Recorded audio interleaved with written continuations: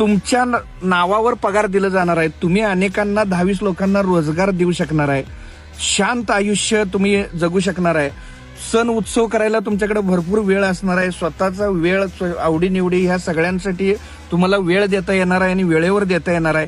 खरं तर हे क्वालिटी आयुष्य आहे. नुसताच मोठं पॅकेज म्हणजे क्वालिटी आयुष्य नाही आहे.